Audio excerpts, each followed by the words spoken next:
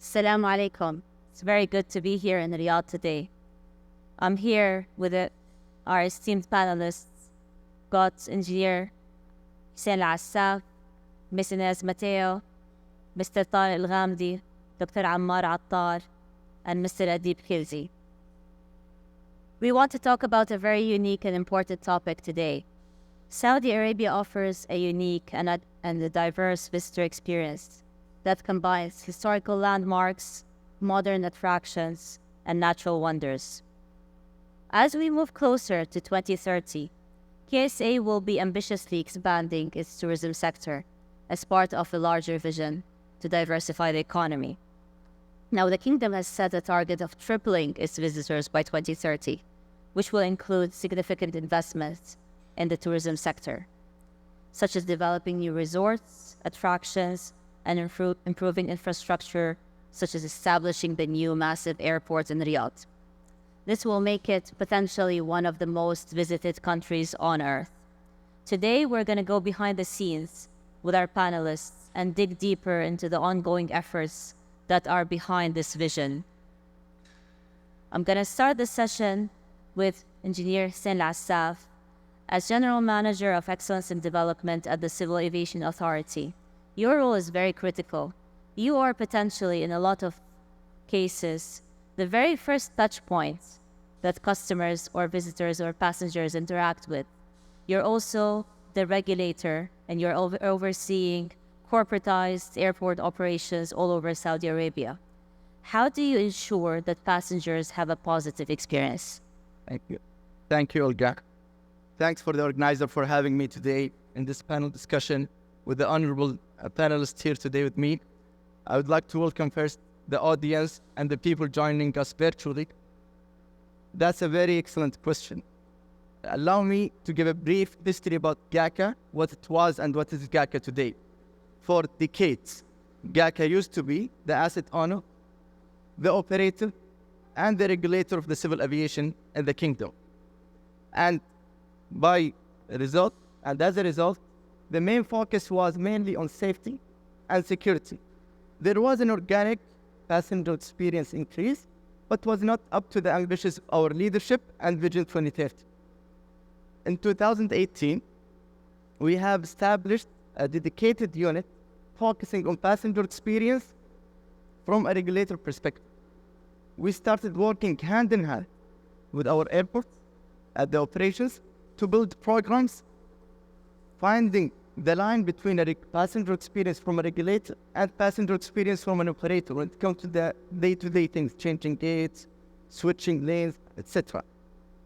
And then a critical date, January 1st, 2022, that was when we already corporatized all the airports operation in the kingdom. And since that day, GACA main role started being a regulator of the civil aviation, focusing on setting the minimum bar for passenger experience, monitoring and evaluating, and facilitating improvement. In order to achieve this, we have built several tools. I hope we have time to address them today. First, we have a program called Airport Total Quality Score Program, where we monitor the operational efficiency, we monitor the facilities, we look at the passenger feedback from surveys and complaints. We have another program, one of its kind globally, aiming to launch at end of this year, focusing on airline passenger experience. We're about to call it Airline Passenger Service Quality. And the third program, focusing on airport performance monitoring to ensure operational efficiency across the airports.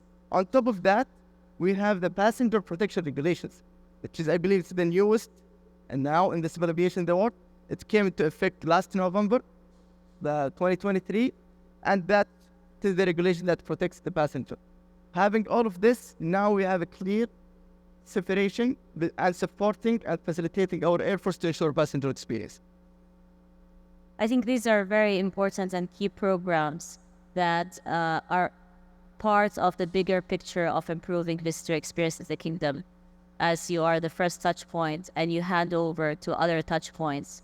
So as I leave the airport now, I'm going to start experiencing the city. I'm going to see the amazing sights. I'll see the amazing road from the airport to Riyadh, for example, or wherever I'm landing. I will be interacting very heavily with Mr. Tariq Al-Ghamdi and all of the projects that you're working on.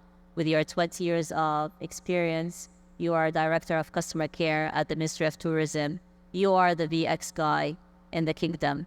Can you tell us a bit more about how do we match the first impressions and expectations of visitors with the evolving tourism goals of the kingdom? As we know, it's a very ambitious vision. So as we move forward, the goalpost will move because we will be evolving. Thank you so much. Assalamu alaikum, الله بالخير جميعا. Very glad to be here with my colleagues. Actually, you open the panel with a very interesting point, which is we are looking at Saudi Arabia to be the most attractive destination worldwide, and we are moving forward to welcoming all the world to join us here in Saudi Arabia. Actually, we have a very strategic plan to implement and enhance the journey of experience across all other channels, among with our colleagues in the government sector and in the private sector as well. The first impression, as we discussed before we joined the panel, that have a different perception. So a different touch point, a different first impression. We are looking at that area very importantly since we are redesigning the policy and the procedures to ease the experience for the foreign. Let we talk about the experience 5 years ago. Anyone wants to visit Saudi, he will go through a different steps, a lot of process and procedures. He may visit physically the embassy to allocate a visa. Nowadays, it's only a three-way click. Then you will guarantee your visa instantly in 5 minutes. So all this plans to enhance the first impression of the visitors to Saudi Arabia. This is only from a process point of view, but on physical point of view, we are dealing with a different touch point, a different journeys. We are, we are discussing this with our partners, how to facilitate the journey from their home to visit Saudi through the airlines, then through the process on ground in the airports, then how they will feel and how they will utilize the transportations to the hotel and even to the destination itself. So it's a very important to grab all around the table to facilitate all the experience to the visitor. And we are still working to enhance. We have a huge giga NF project during the coming years. From 24 to 34, we have more than 5 giga projects, which is Expo, World Cup, and Olympics and Trojena. All that areas should be talk about the experience of the visitor and how we can give them a very unforgettable experience in Saudi. And it is a great experience, I must say. Over the past few years, we've seen quite a massive change in the way that the tourism has been evolving in the kingdom. And we've got the different trends of adventure tourism happening, business tourism, loads of other types of tourism, which leads me to a very, very unique cultural and religious experience. Dr. Ammar Attar, you are an expert in Hajj and Umrah experience, innovation, and management. You are the CEO of Manafع, and you are the guy for us to understand more about not just the first impression, because you are facing a very unique situation with pilgrims where there are multiple first impressions. Can you tell us a bit more about that? Okay. First of all, it is an honor to be today with this panel. And when we speak about Saudi Arabia, we're speaking about the country of experience, the land of experience. One of the unique experience I consider the Hajj and Umrah and the two holy mosques. We are speaking about an experience extended in the history more than 4,000 years. And the continuity of this experience and people coming around the globe from that centuries to the same place at the same time to attend the same practice, and with their different background and different languages and demographical changes. I think that one of the challenges of this unique experience that it is almost like an open-ended experience with different sub-journeys, and we are dealing with different peoples, and I think that we can consider merging between first impression with memorial touch point, and so we can consider it like a series of memorial and first impression. The first time you will enter the Holy Mosque and your eyes will see the Kaaba, we can consider it like, as a memorial and first impression regarding the Haram experience. The first time you will go to Prophet Mosque and pray inside the Rawdah, it will affect your... And the first time you will be in Arafah and visit the mountain of Rahmah. So this is the uniqueness of Haram and Hajj and Umrah experience. It is a very fulful experience with memorial, first impression, and historical touch points. And it's a very awe-inspiring experience and an aspirational goal for a lot of Muslims worldwide. So that's very important, and I'd like to tap a little bit more into that in our next segment. I want to move to something slightly different, and I'm going to move to Ms. Inez Mateo. You are a principal consultant at Boston Consulting Group, and you have a very unique perspective on best practices and different stories that you could potentially share. How can we get inspiration on improving those first impressions? Thank you, Olga.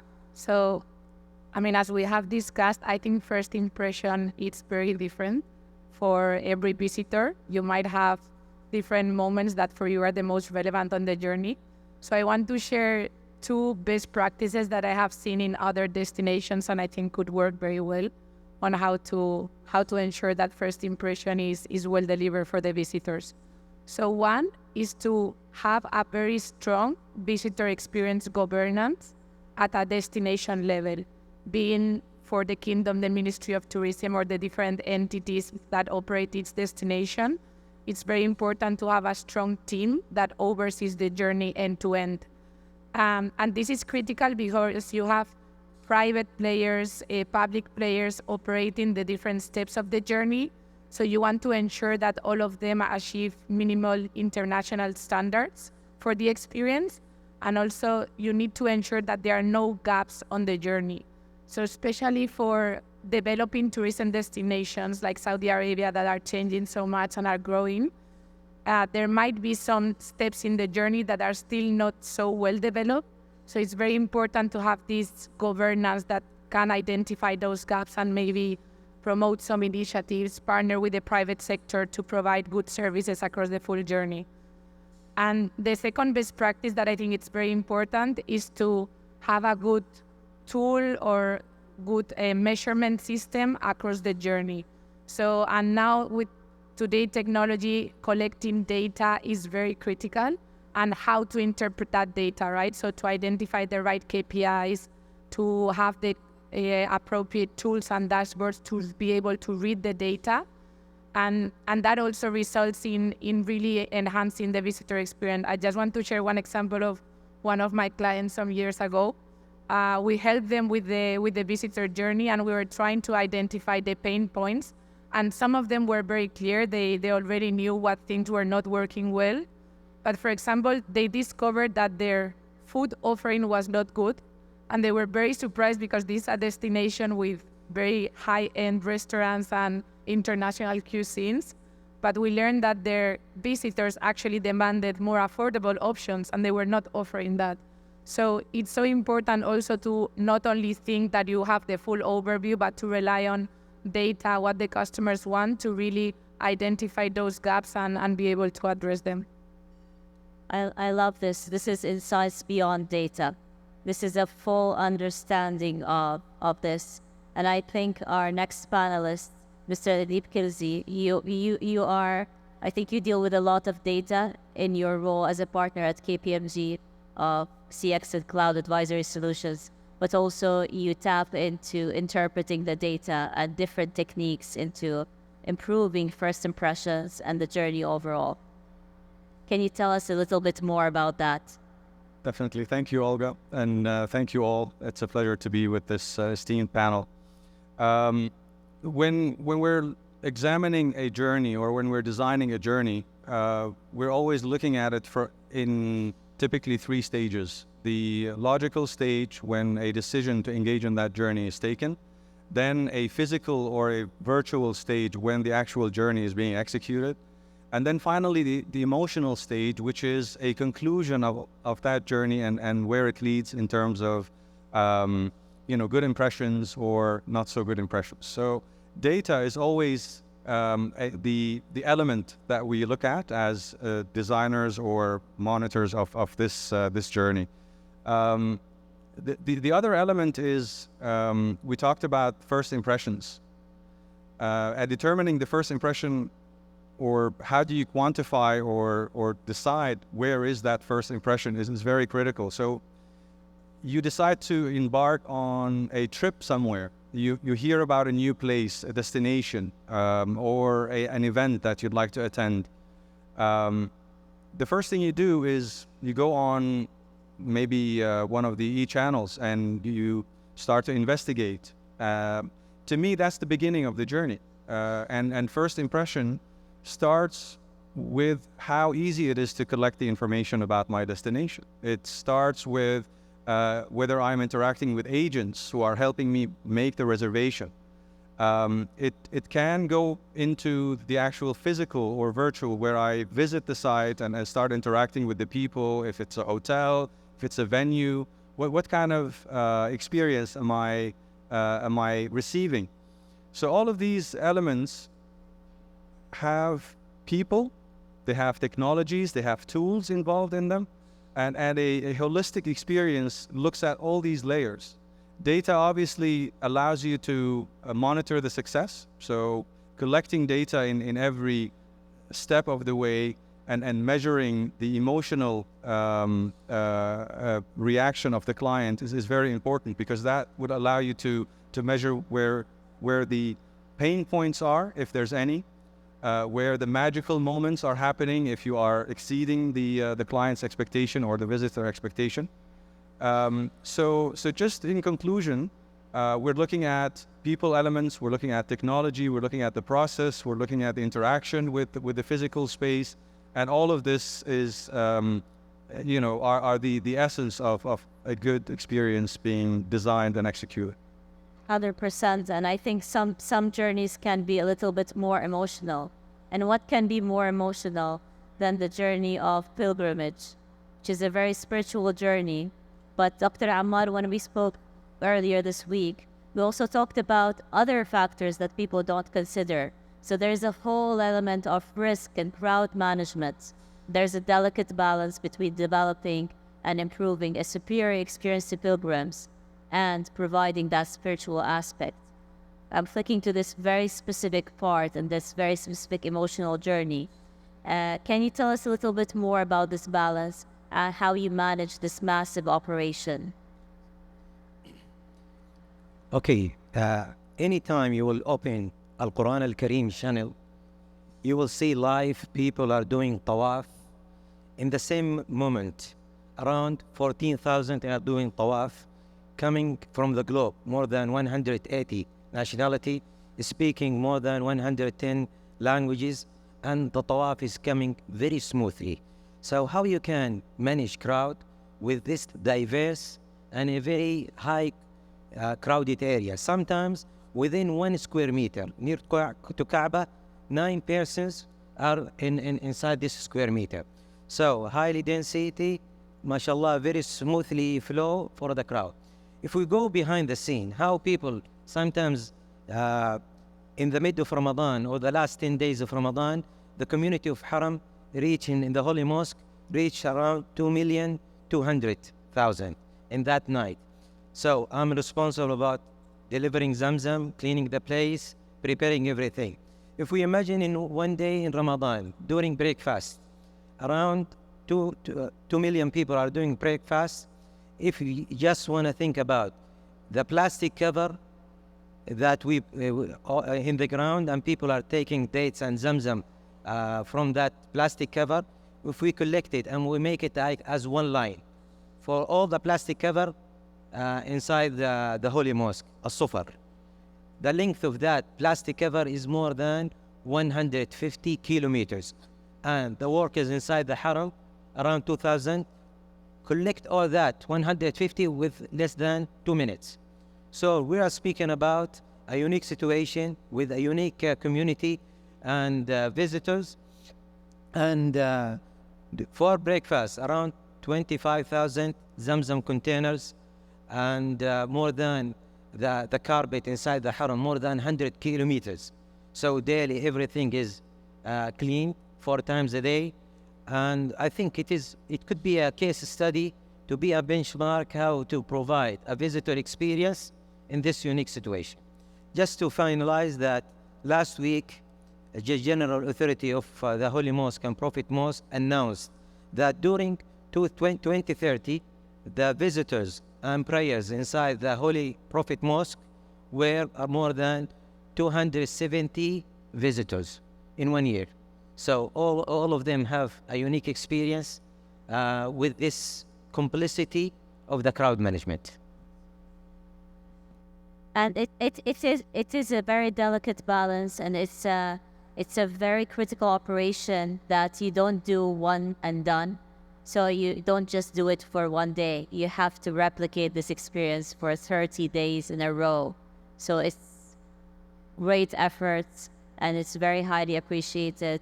I think we don't talk a lot about what kind of coordination goes behind this.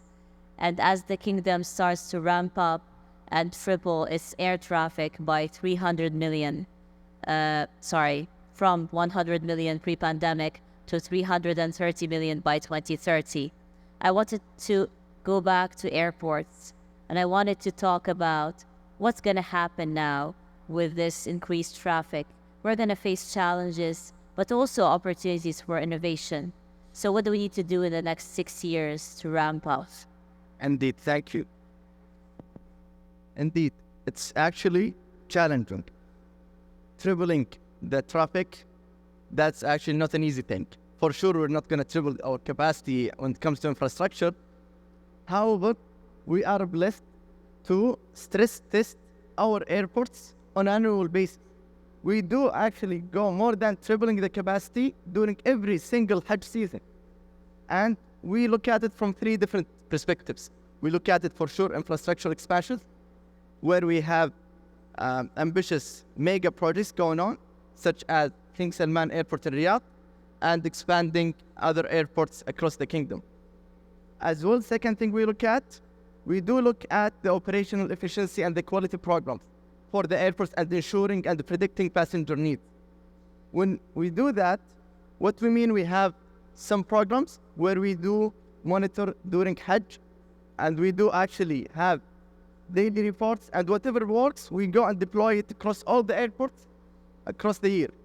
Third thing we usually do, we do test some initiatives.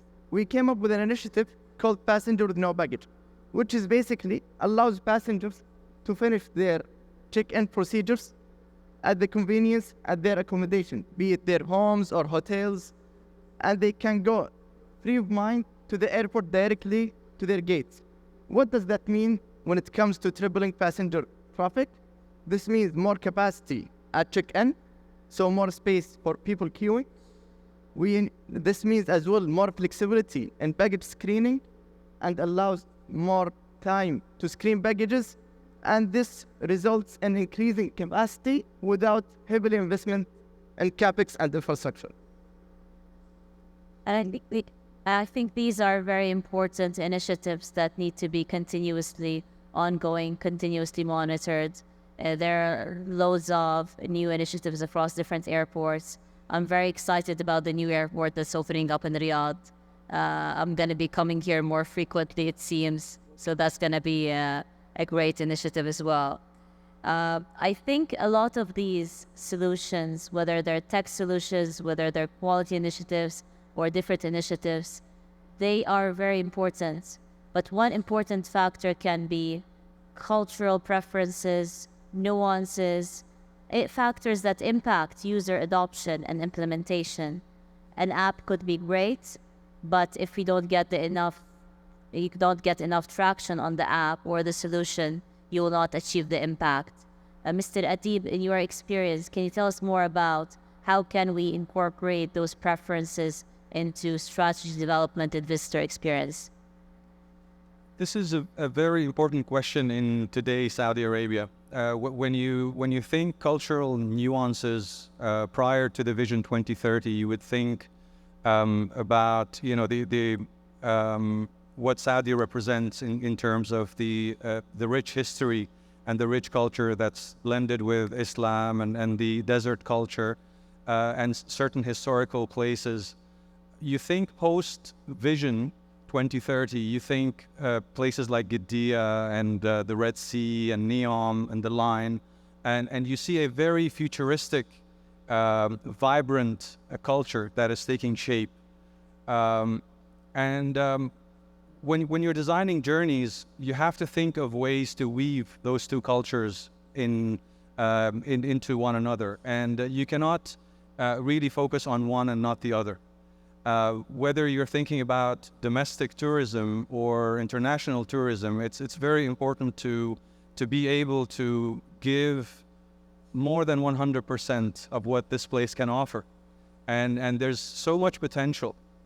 One of the complexities that we face as customer experience consultants today is how do you then determine the personas?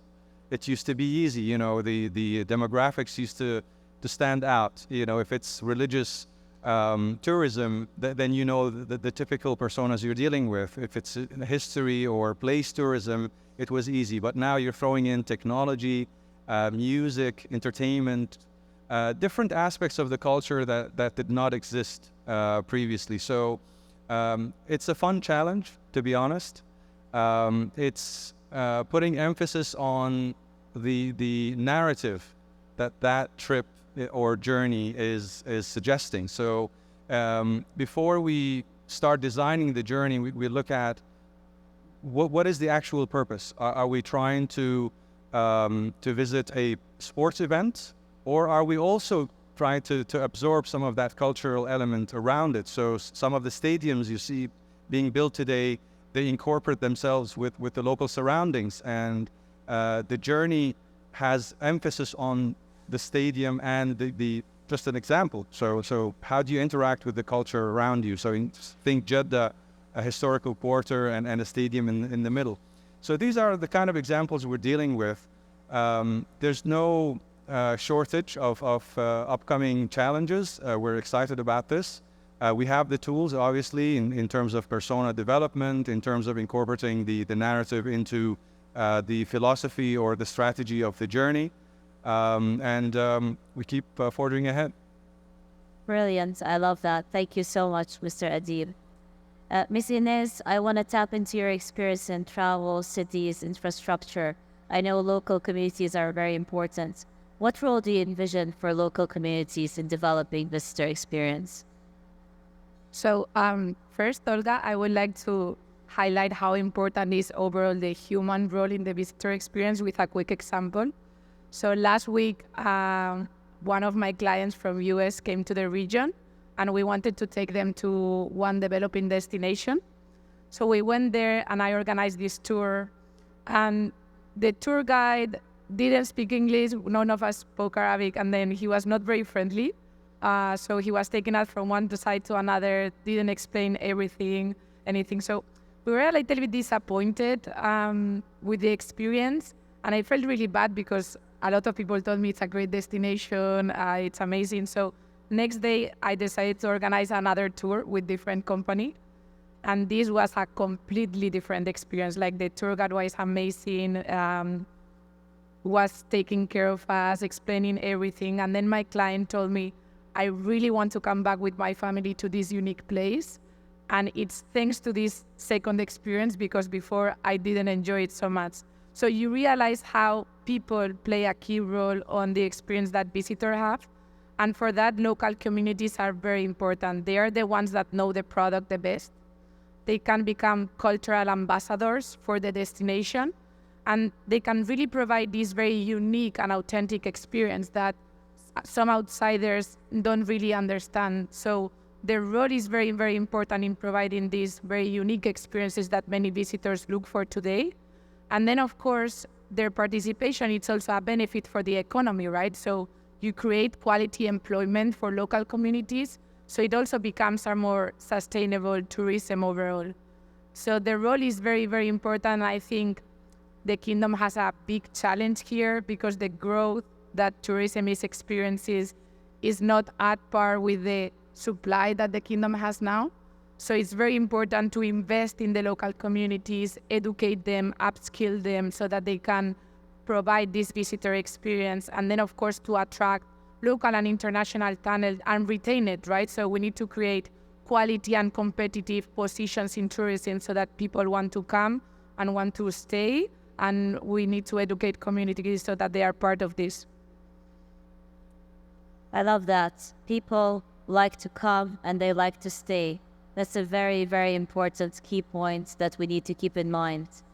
Mr. Tariq Al-Ghamdi, you probably are the closest to this, and you deal a lot with improving cultural sensitivity, cultural awareness, and this goes on both sides. So educating visitors on the unique heritage of Saudi Arabia, but also educating different stakeholders about the role they play and the cultural sensitivity importance across different industries and different sectors. Can you tell us a little bit more about that and its role in visitor experience?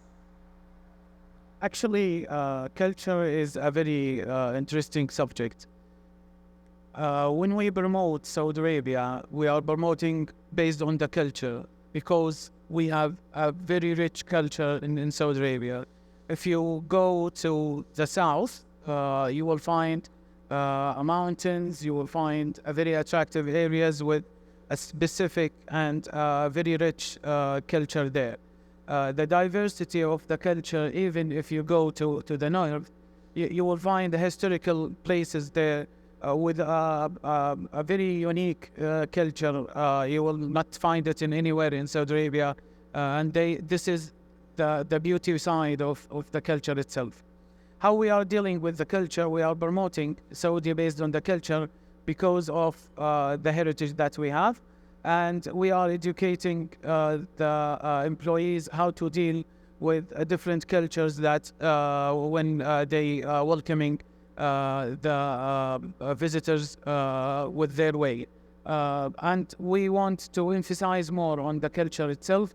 That's why we promote and expanding the culture through the media, just to announce to the world that we are a very rich company, we are a very rich country, have a very historical heritage.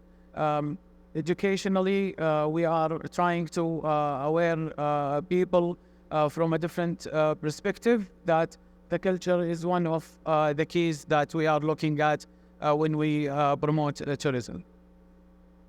Thank you so much for this. And this is not, this is a continuous effort, and it needs to be sustainable as we move into tripling our air traffic, tripling the number of visitors by 2030. One of the organizations that's raising the bar in this is Mr. Hussein Asaf, Engineer Hussein Asaf from the Civil Aviation Authority. You've been continuously raising the bar in passenger experience. How do you make this sustainable? What are you tapping into? For example, are you going for public-private partnerships? Can you give us other examples of how you're doing this? Sure. First aspect of continuous improvement is continuous monitoring. If we don't monitor, we're not going to improve, not at all. We don't even going to know if we're improving or no. So we started monitoring all of our airports when it comes to passenger experience. And we were continuously sharing all of our reports and performance reports to the airport. In Q1, 2021, we decided to go public. We wanted to be more transparent to the industry, and we started to publish our reports, performance reports, on our platforms. Surprisingly, we started seeing competition among airports. Airports by design are monopoly. It's one city, one airport. That's how it is. Once we started sharing the reports to the airports or publicly to the airports, we started seeing more improvements. We started seeing more positive competition, and we're happy. And by design, they don't compete with each other. You touched upon public-private sector partnership. Every single decision we take as a regulator, we must engage private sector. We even go and engage the public. For example, when we had our passenger protection regulations, we did not only engage our airlines, IATA, or Consumer Protection Association. No, we went as well to a public survey website, which is Istitla', which we took the feedback of the public. We took the feedback of everyone to make sure what's really adding value and what might add a negative value. And for sure, without over-regulating the market. When it comes to partnership among airports, I will tell you a story about something we did. In 2018, we decided to do a workshop gathering all airlines and all airports together. First expectation, they're gonna fight. They are competitive. Surprisingly, they started cooperating. Why? We brought the right people on the right table. So we did not bring salespeople. We did not bring operations people, which by design, they need to compete to slots and the other items in the airports. We brought passenger experience people. One particular initiative that they went out as a joint project, if you know Al-Juf region, Saudi, it's very popular for its olive oil. Several airlines had an issue with olive oil leakage in their compartment. So airlines agreed together, that's a common issue, they are competitive. But that's still a common issue when it comes to passenger experience. They came up with a design, distributed among local distributors, and that was a solution among many others, came out from knowledge sharing and engaging and being more engaged in facilitating improvement. So yes, we do engage private sector, public sector, and we, in all our decisions, we must engage and do workshops with the stakeholders. Definitely. I've just had a mental note, never carry olive oil in your luggage. But now that I know there is a solution for that, so I'll keep tapping into that. Only from Al-Juf, they have a solution there. Only from Al-Juf, definitely. So I'm gonna move on because I know that Mr. Tariq, you've got a lot of ideas on trends and things that are gonna happen between now and 2030, shaping and possibly beyond shaping the visitor experience in the kingdom. So can you tell us a little bit more about what we're expecting to see? Actually, I will give you a brief. I will not open my papers. Yeah, don't spill all of the secrets. Just give us a head.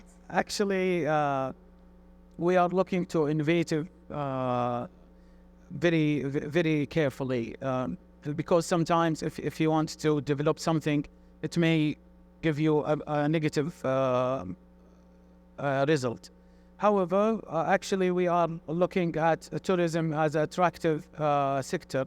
So we are investing in technology to enable the feelings of our culture and our heritage to the people, to the world.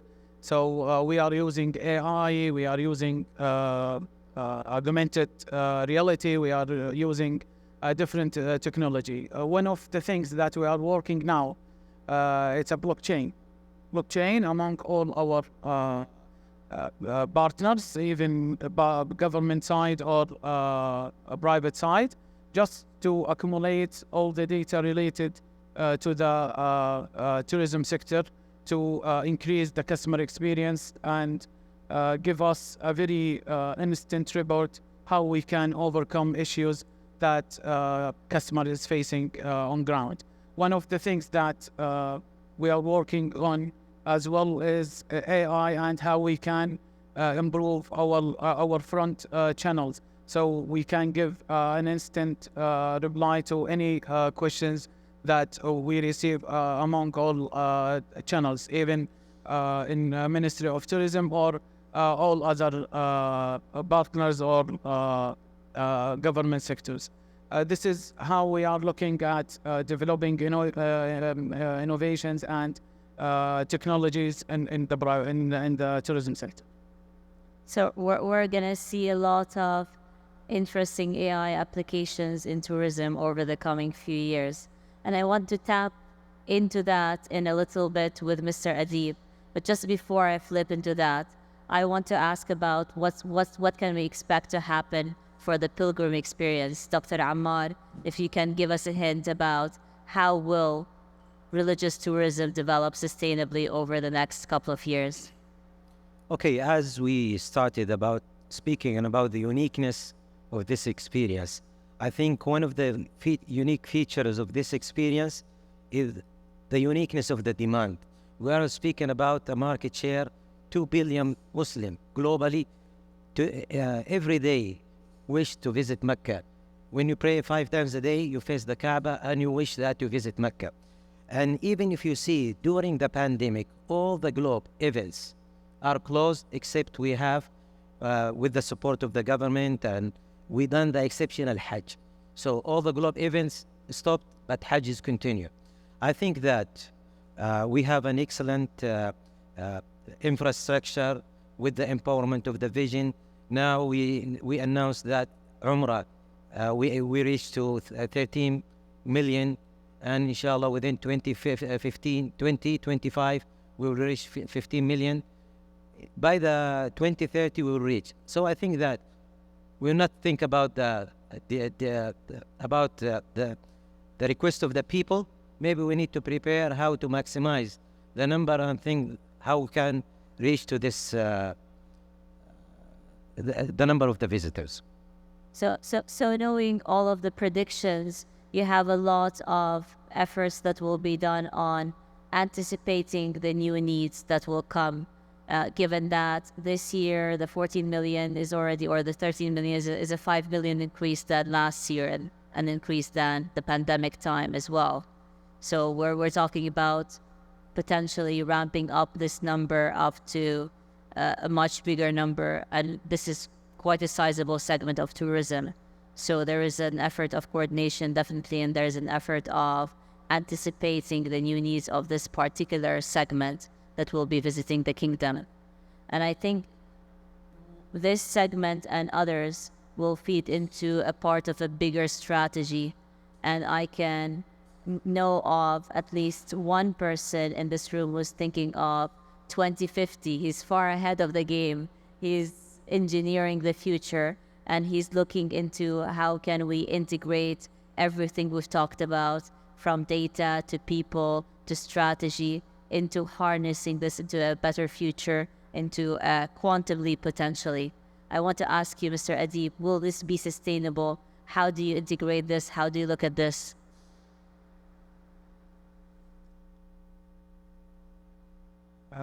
Engineering the future, yes.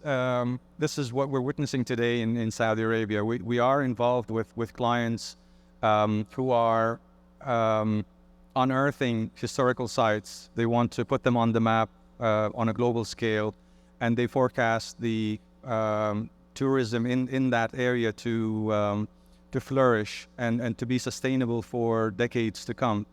So what we're offering today may not be suitable for tourists in the year 2050. So we're really thinking that far ahead. There's no shortage of creativity. We're seeing with the technology boom that we're witnessing today, we're seeing travel through hyperloops. We're seeing space travel, a new method of transportation, like hot air balloons, ziplines that have pods or hovercrafts, built into them. It is creative, it is futuristic, but look at the line, look at Gidea. It's touching reality. We are witnessing that transformation, and we need to acknowledge that our experiences today have to incorporate that futuristic approach, and they have to scale up to that expectation. In terms of realistic implementation of those technologies, where does that leave us? We need to think of the network that carries those new components.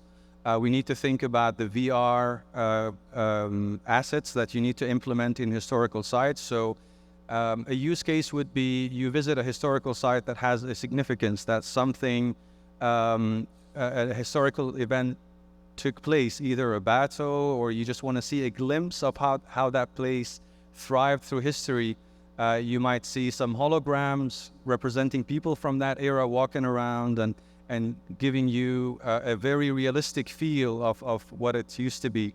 We're seeing some deep sea travel. So again, how do you create a VR reality that allows you to see maybe not a human history, but more of a natural history, and that really treats people with certain aspirations. You have the science travelers, you have the history travelers, you have the entertainment travelers, weaving all these cultural elements and all these interests into a comprehensive experience is what we're trying to achieve here. And again, it's the future, and it's closer than you think. 100%. I feel like we're in a Jetsons episode with all of the space travel and the Hyperloop. And I think one of the key elements you've mentioned, all of those mega projects going on.